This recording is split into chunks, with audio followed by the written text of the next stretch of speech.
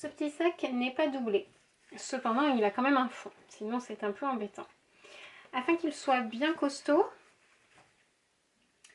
je réalise en fait deux coutures. Une première où je mets donc mon tissu de dessous, donc dessous le tissu, c'est le cas de le dire, imprimé, et je fais un premier tour. Hop.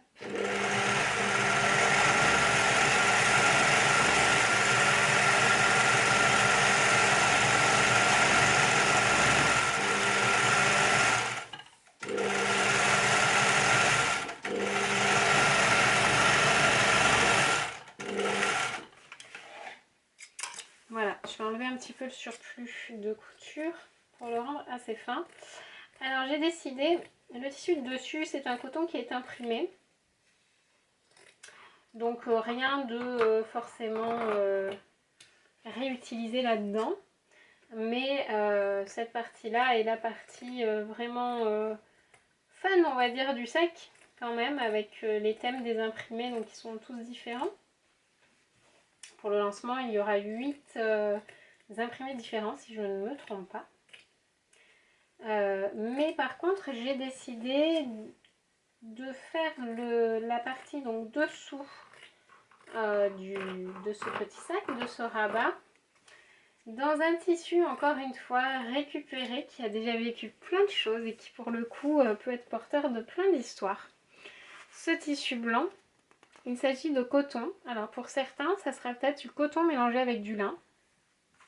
Et ce coton mélangé avec du lin, en fait il s'agit de draps anciens, les draps de nos grands-parents, les draps qui sont très lourds, que l'on trouve beaucoup en brocante ou chez Emmaüs aussi si certains en cherchent. Très souvent on en trouve sur le Bon Coin. Voilà, donc ça permet encore une fois de donner vie à des tissus qui dorment, à des vêtements, là, à des pièces de linge de maison, voilà, qui dorment.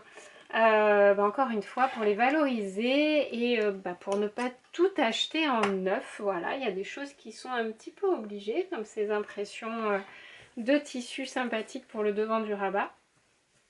Mais le dos, c'est parfois compliqué.